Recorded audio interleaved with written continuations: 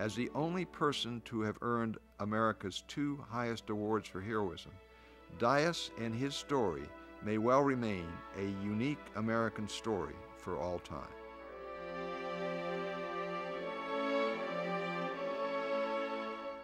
Packing up for the long trip to the Central Pacific was a major operation for the men of the 4th Marine Division. These men were headed for long-term combat. The vast armada of ships that approached the Marshalls in late January 1944 was the largest that had been assembled in the Pacific up to that time. As far as you could see, we were surrounded by ships.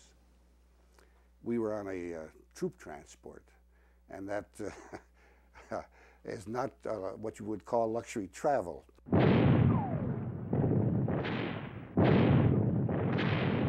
For 3 consecutive nights before the main assault on Roy de Moore, the Americans hit the Japanese with lethal fire from an impressive array of naval ships. And it was not just, of course, the surface ships. The carriers had the planes coming in what seemed to us like an endless run of dive bombing attacks. So the noise and the smoke and the massiveness of this seemed overwhelming.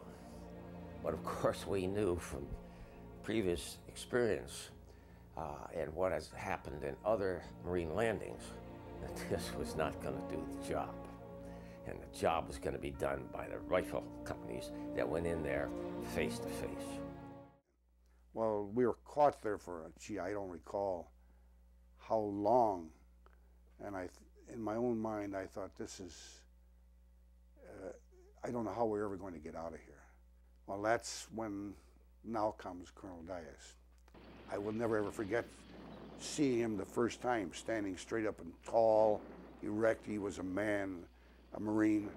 He was standing up in front of this half-track, and the machine gun had raised its fire over me, directing it at Colonel Dyess and the half-track.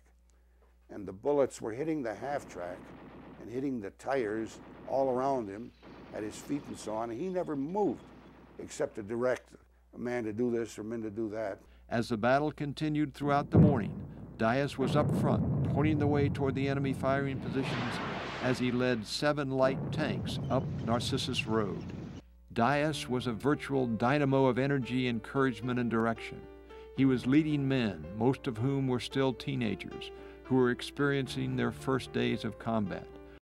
You must remember that World War II in the Pacific was a very savage war. I use the word savage advisedly. It was savage on both sides. There were none of the little nuances of chivalry that sometimes appeared in Europe. None of that. Dyess was not only giving directions and support, he was also firing at Japanese positions. As Dyess moved up and down the line, a number of Marines yelled at him to stay low and keep his head down. He ignored their pleas. He wanted to direct the fire of his fellow Marines, and in order to do so, exposed himself to Japanese rifle and machine gun fire. At about 10:45 on D2, the 2nd of February, Dyess rose up once again to observe the enemy firing positions and to direct fire against them. His attention was directed toward the last of the Japanese pillboxes that was still occupied and still sending out deadly fire against the Marines. Within seconds of the time he raised up, Dyess was hit in the head by a Japanese bullet, probably from a machine gun that was firing from the pillbox to his immediate front. Killed instantly, he fell backwards. Moving quickly, Willie Turner, Bob Fleischauer, and 2 others grabbed a stretcher and gently placed him on it. The publicity concerning the awarding of the Medal of Honor highlighted the citation, but did not give the full background of Dyess's heroism. For instance, no mention was made of his taking charge of the entire regiment on the afternoon of February 1. Also, there was no mention in the citation of his risking of his life to fight his way through enemy lines to save Frank Pocrop and the other wounded Marines late that same day.